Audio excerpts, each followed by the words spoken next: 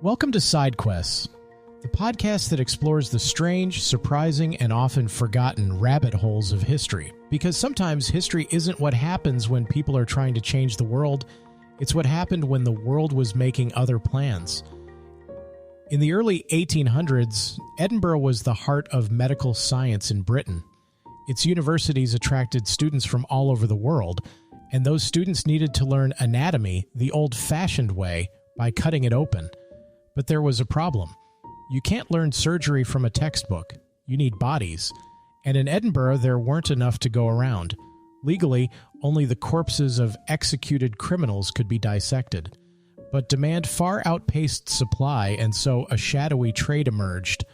Bodies began to disappear from graves. Night watchmen stood guard in cemeteries. People installed cages over loved ones' tombs. And when grave robbing wasn't enough, well, murder wasn't off the table either. The resulting panic led to a radical solution, a government-sanctioned system that turned poverty into a ticket to the dissection table. Today, we're peeling back the linen on a time when being poor in Edinburgh didn't just mean dying in obscurity, it meant your final chapter might be written in a surgeon's notebook. In the 19th century, Edinburgh was one of the world's leading centers of medical education. Its university attracted ambitious young doctors in training from across Europe and North America. They came for one reason: to learn how to cut. But there was a catch. In order to teach surgery, schools needed human cadavers. Not diagrams, not wooden models, real bodies. The human anatomy is complex, and the only way to master it was to take it apart piece by piece. But in Britain, there was a strict law. Only the bodies of executed criminals could be used for dissection. That worked fine when executions were common, but by the early 1800s, Britain was becoming slightly more squeamish about the death penalty.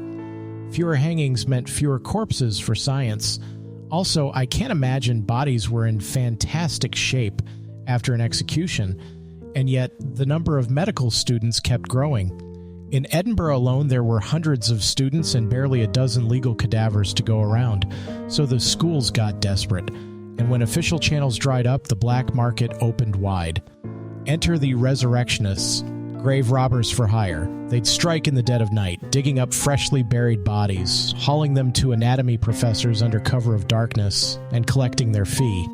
Because the law didn't technically prohibit stealing bodies, just stealing property, they were rarely prosecuted. Soon it was common practice. Graves were watched.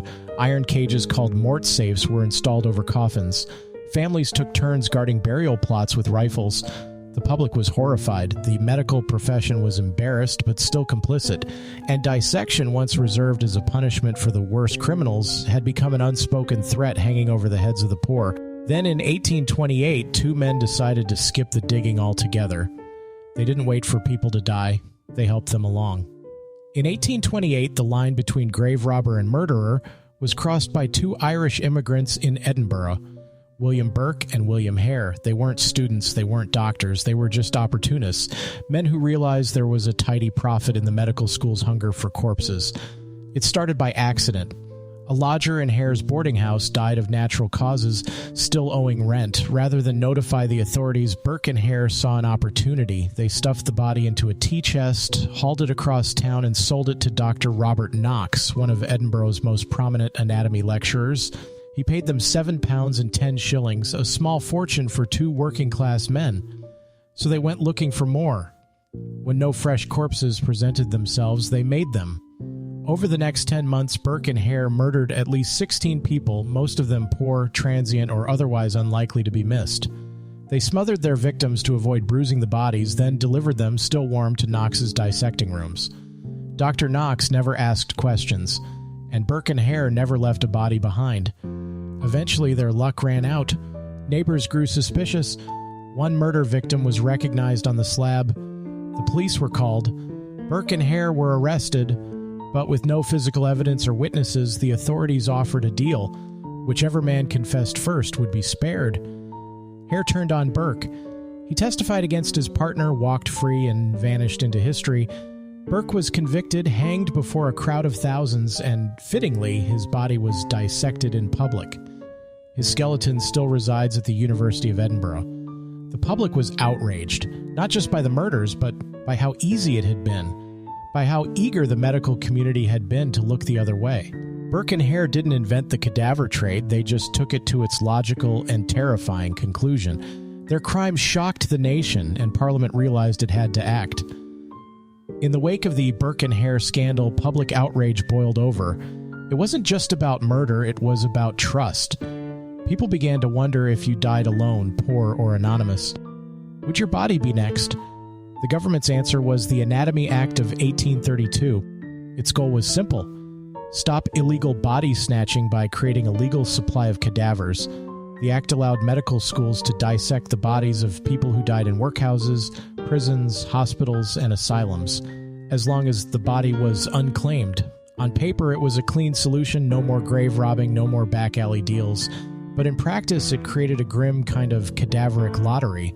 Because who were the people most likely to die unclaimed? The poor, the elderly, the mentally ill, those without families or without families who could afford a funeral. Suddenly, dissection wasn't the punishment for a criminal, it was the default fate for the destitute. Being poor in life now carried a post-mortem price, and it was paid in full on a dissecting table in front of a room of medical students. The fear didn't go away. In some communities, dying without family meant dying in terror. Terrified your body would be carted off, dissected, and discarded. Critics of the law said it replaced one injustice with another. Yes, the grave robbers were gone, but now the state had taken their place, sanctioned, efficient, and with paperwork. Meanwhile, medical education surged forward. Doctors were better trained, surgeries became safer, and yet the foundation of all that progress was built, quite literally, on bodies no one claimed. In Edinburgh, the memory of Burke and Hare faded, but the system their crimes helped create remained, and every student who opened their first cadaver knew one thing: someone somewhere had died alone. The cadaveric lottery may have solved a crisis in medical education, but it did so by quietly redefining who, in death, could be used for the public good, and who got to rest in peace. It's a story where science and ethics clashed in the darkest corners of the anatomy theater, where murder, poverty, and medicine shared a table, and where the dead couldn't speak for themselves, but their bodies told the story anyway. That's it for today's Sidequest. If you enjoyed the detour, subscribe, leave a review, and tell a friend who loves history's odd corners. This has been Sidequests, because history is what happens when the world is making other plans.